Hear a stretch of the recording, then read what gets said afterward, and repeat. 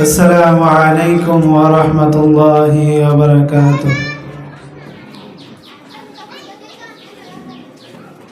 الحمد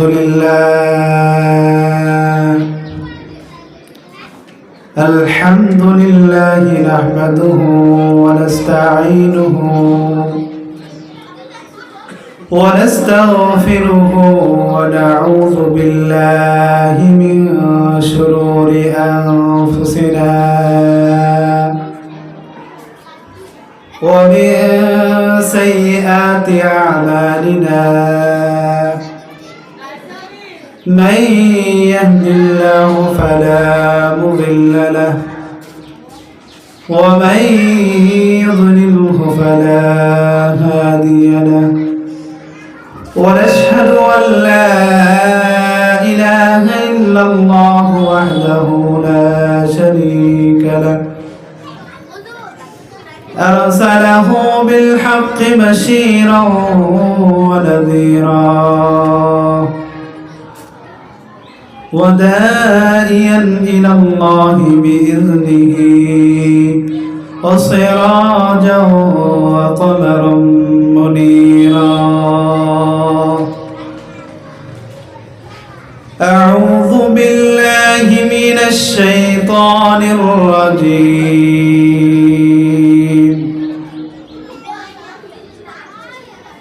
بسم الله الرحمن الرحيم. إن الذين آمنوا وعملوا الصالحات كانت لهم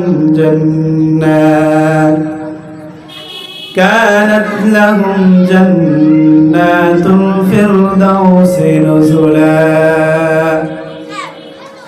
خالدين فيها لا يبغون عنها حولا. قل لو كان البحر مدادا لكلمات ربي لنفد البحر قبل أن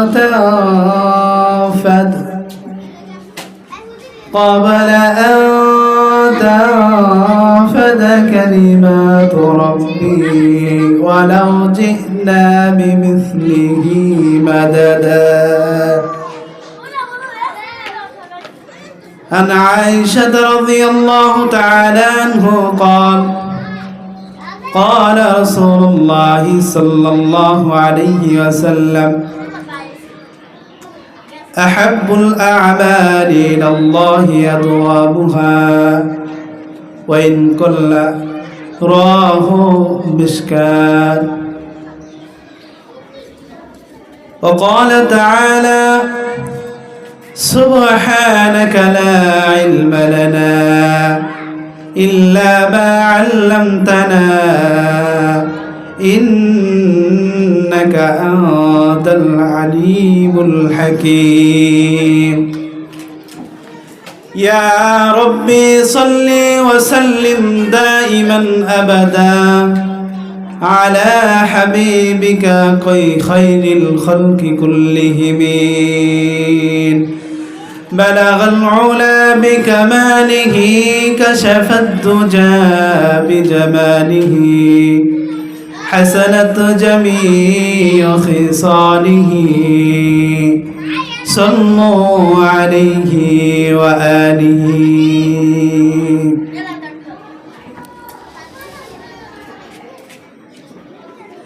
دنيا کا مسافر ہم سب دنیا کا مسافر دنیا کا مسافر ہم سب دنیا کا مسافر دنیا میں گھس کر ہم ہو گئے غافل دنیا میں آ کر ہم ہو گئے غافل بلغ العلا بكماله كشف الدجى بجماله حسنت جميع خصاله صلوا عليه وآله.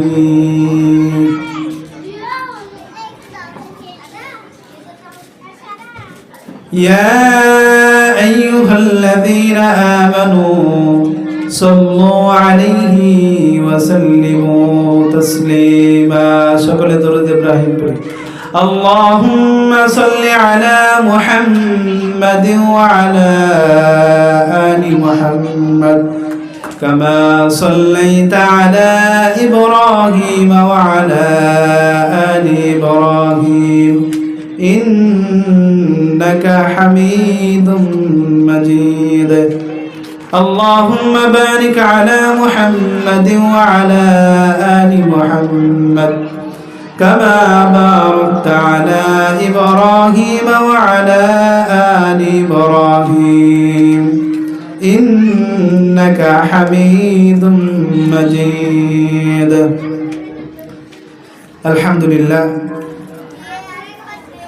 ঐতিহ্যবাহী বিদ্যাপীঠ হযরত হাফসা রাদিয়াল্লাহু তাআলা আনহা মহিলা মাদ্রাসার উদ্যোগে ইসলামী মহাসম্মেলনের সম্মানিত সভাপতি দূর দূরান্ত থেকে আগত হযরতে উলামায়ে ইকরাম সকলের প্রতি আমার আন্তরিক শুভেচ্ছা ও অভিনন্দন। আল্লাহ তাআলার দরবারে শুকরিয়া জ্ঞাপন করছি যে মহান রব্বুল আলামিন আজকে আমাদেরকে এত সুন্দর একটি জান্নাতি পরিবেশে এসে বসার তৌফিক দান করলেন। সকলেই জবানের জড়তা ছেড়ে দিয়ে বলি আলহামদুলিল্লাহ। আল্লাহ তাআলা রাসূল সাল্লাল্লাহু আলাইহি সাল্লামের মাধ্যমে জানিয়ে দিয়েছেন। হযরতে আবু হুরায়রা রাদিয়াল্লাহু তাআলা আনহু ছোট্ট একটি গাছ বপন করতেছে। হুজুর সাল্লাল্লাহু আলাইহি সাল্লাম হযরতে আবু হুরায়রা রাদিয়াল্লাহু তাআলা আনহুকে বললেন, ও আবু হুরায়রা, তুমি জানো এমন একটি কাজ তুমি যদি করো তোমার জন্য এর চাইতে উত্তম একটি গাছ জান্নাতের ভিতরে লিপিবদ্ধ করে দেওয়া হবে। সুবহানাল্লাহ। কেমন কাজ? বলল সুবহানাল্লাহ, আলহামদুলিল্লাহ, আল্লাহু আকবার। এই তাসবিহ গুলো যদি তুমি পাঠ করো আল্লাহ তাআলা তোমার জন্য জান্নাতের ভিতরে একটি গাছ নির্মাণ করে দিবেন। সুবহানাল্লাহ। তো আজকে আমি সরাসরি আলোচনার দিকে চলে যাচ্ছি। আল্লাহ তাআলা কুরআনুল কারীমের ভিতরে বলেন, ইন্নাল্লাযীনা আমানু ওয়া আমিলুস সালিহাতি কানাত লাহুম জান্নাতুল ফিরদাউসি নুজুলা। ইন্না এখানে তাকিদ করে বলেন, নিশ্চয় যারা নাকি ঈমান আনয়ন করবে, ওয়া আমিলুস সালিহাত, নেক কাজ করবে, আল্লাহ তাআলা তাদের জন্য এমন এক জান্নাতের সুসংবাদ রাখছেন যেই জান্নাতের তলদেশ দিয়ে নহর প্রবাহিত হবে। বলি সুবহানাল্লাহ। কেমন নহর প্রবাহিত হবে? হযরত মূসা আলাইহিস সালাতু ওয়াস সালাম বলছিলেন যে আল্লাহ তুমি যদি খাইতা তাহলে কি খাইতা? আল্লাহ তাআলা বলছেন আমার তো কোনো খাবারের প্রয়োজন নাই। মূসা আলাইহিস সালাতু ওয়াস সালাম আল্লাহর সাথে সবচেয়ে বেশি কথাবার্তা বলছেন। তো বলছেন তুমি যদি খাইতা কি খাইতা?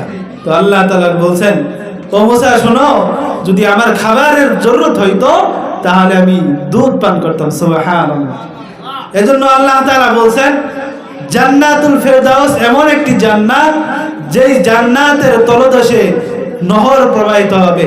নহর হবে তিনটা। কয়টা? তিনটা। একটা নহর হবে মধুর নহর, একটা নহর হবে দুধের নহর, আর একটা নহর হবে মিষ্টি পানির নহর। সুবহানাল্লাহ। জনাবে রাসূলুল্লাহ সাল্লাল্লাহু আলাইহি ওয়াসাল্লাম সেই জান্নাতকে ভ্রমণ করার জন্য গেলেন। যখন জান্নাতকে ভ্রমণ করার জন্য রাসূল করিম সাল্লাল্লাহু আলাইহি ওয়াসাল্লাম গেছেন, মেরাজের রাত্রিতে জান্নাত জাহান্নামের জান্নাতের নাজ নিয়ামতগুলো দেখতেছেন। এমন সময় রাসূলের পিছন থেকে বেলালের খরমের জুতার আওয়াজ পাওয়া যায়, বলি সুবহানাল্লাহ। রাসূল করিম সাল্লাল্লাহু আলাইহি সাল্লাম যখন মেরাজের সফর শেষ করে ফিরে আসলেন, আসার পর বলতেছেন, হযরত বেলাল রাদিয়াল্লাহু তাআলা আনহুকে ডেকে বললেন, ও বেলাল রে, তুমি আমল কি আমল করো যে আমলের বদলতে তোমার জুতার স্যান্ডেলের আওয়াজ আমি আরশে মহল্লা থেকে পাইতেছিলাম। চিৎকার মেরে বলেন সুবহানাল্লাহ।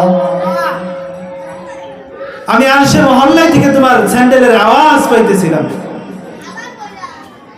বেলাল রাদিয়াল্লাহু তাআলা আনহু বলেন, অনেক খোঁজ খবর নিয়ে তিনি বললেন, আমার তো তেমন কোনো আমল নাই, তো আমার একটা আমল, সে আমলটা হলো যে আমার যখন ওযু নষ্ট হয়ে যায় আমি সাথে সাথে ওযু করি, ওযু করার পর তাহিয়াতুল ওযু 2 রাকাত নামাজ আদায় করে নেই।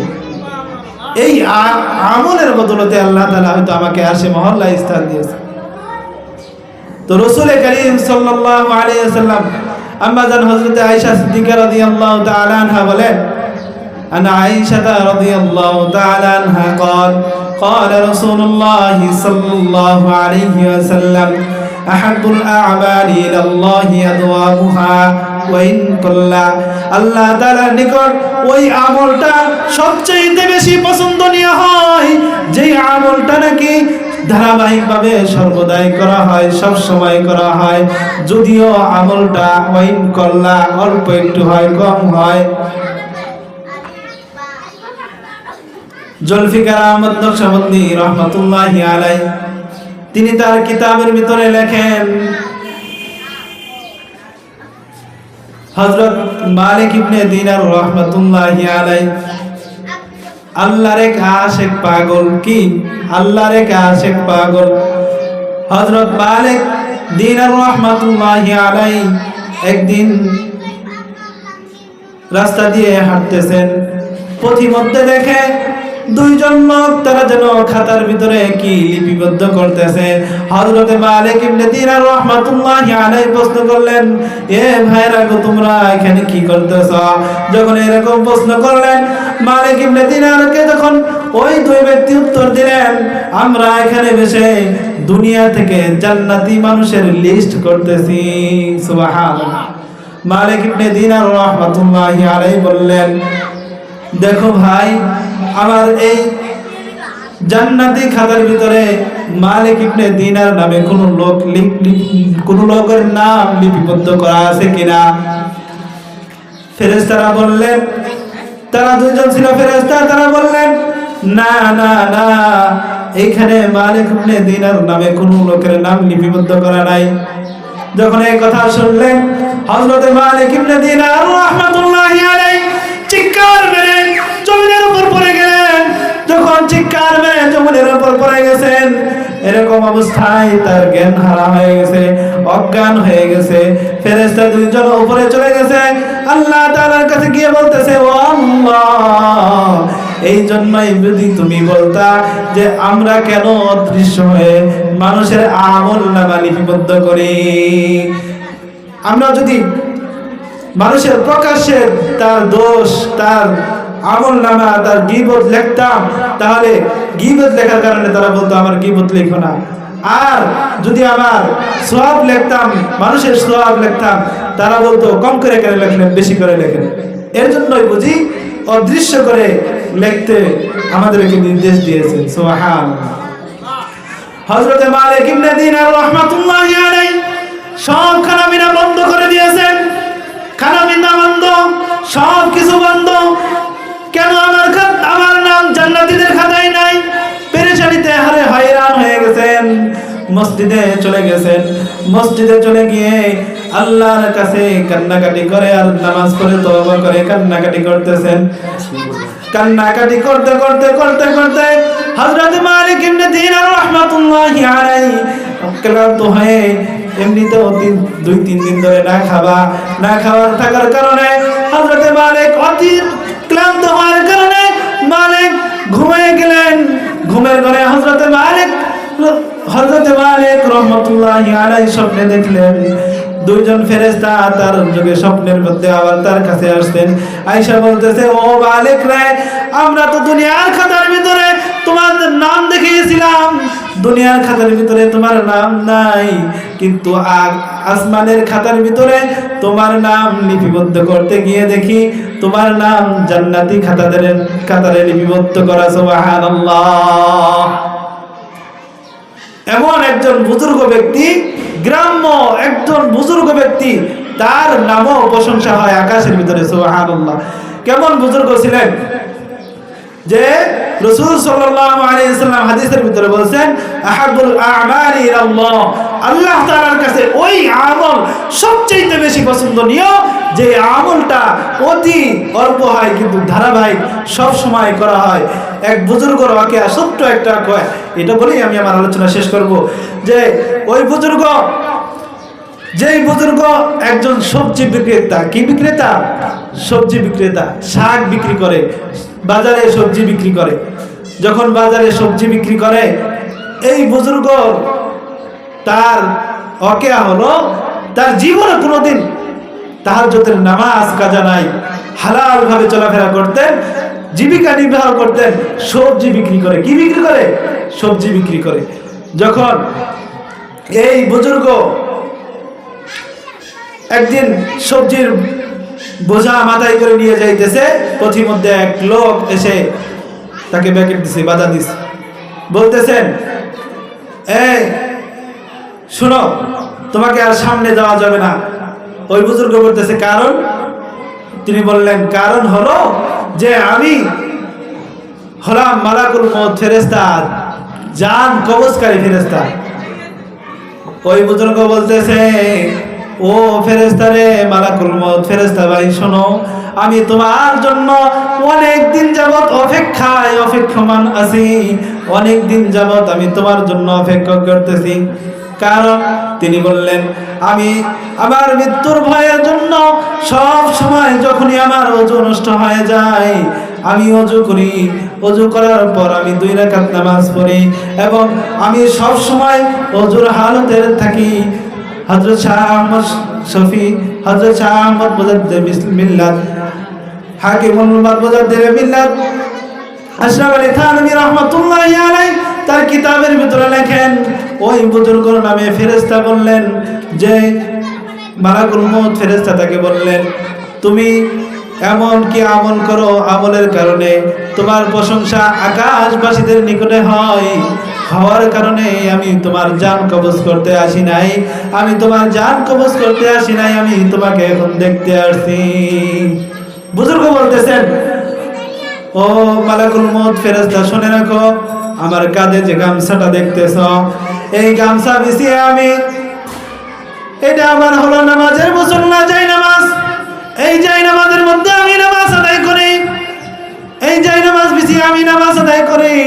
আমি আল্লাহর কাছে সব সময় ফরিয়াদ করতাম, ওগো মালিক, যখন আমার দুনিয়া থেকে চলে যাওয়ার সময় হয়ে যায়, যখন আমাকে দুনিয়া থেকে চলে যেতে হবে, চলে যাওয়ার আগে আমি তোমার কাছে আরজি জানাইতেছি, গো মালিক, যখন আমি মৃত্যু হয়ে যাবে আমার, তখন যেন আমি নামাজরত অবস্থায় তোমার কাছে সিজদা দিতে দিতে সুবহানা রাব্বিয়াল আ'লা বলতে বলতে আমি তোমার কাছে যাইতে পারি, এই তৌফিক যেন হয়। ওই বুজুর্গ পথের মধ্যে তার গামছাখানা বিছিয়ে দিলেন, বিছানার উপর বললেন, আমি নামাজ আদায় করতেছি, তুমি আমার জানটা কবজ করে নিয়ে যাও। সুবহানাল্লাহ। মালাকুল মউত ফেরেশতা বলতেছেন, তুমি আল্লাহর পিয়ারা বান্দা হওয়ার কারণে, তুমি আল্লাহর নিকটতম বান্দা হওয়ার কারণে তোমাকে নিয়ে সব সময় আসমানের ভিতরে, আকাশের ভিতরে, ফেরেশতাদের ভিতরে পরামর্শ হয়, মাশওয়ারা হয়, তোমাকে তোমার গুণকীর্তন করা হয়। এর জন্য আমি তোমাকে দেখতে আসছিলাম, আমি তোমার জান কবজ করতে আসি নাই, তোমার সাথে আমি পরে তোমার জান কবজ করার জন্য আসব। এজন্য আল্লাহ তাআলা কুরআনুল কারীমের ভিতরে বলেন, ইন্নাল্লাযীনা আমানু ওয়া আমিলুস সালিহাত, নিশ্চয় যারা নেক আমল করবে, ঈমান আনয়ন করবে, নেক আমল করবে, যদিও সেই আমলটা কম হয়, এই আমল কম হওয়ার কারণে আল্লাহ তাআলা তাকে জান্নাতবাসীদের খাতায় নাম লিখিত করে দেবেন। এজন্য আপনাদের সকলের কাছে উদারত আহ্বান থাকবে, আমরা যে আমলই করি না করো আমলের ধারাবাহিকতা বজায় রাখবো। আল্লাহ তাআলা আমাদের সকলকে যে কথা বলা হলো আমি গুনাহগার সহ সকলকে আমল করার তৌফিক দান করুন। ওয়া আখির দাওয়ানা আলহামদুলিল্লাহি রাব্বিল আলামিন। আসসালামু আলাইকুম।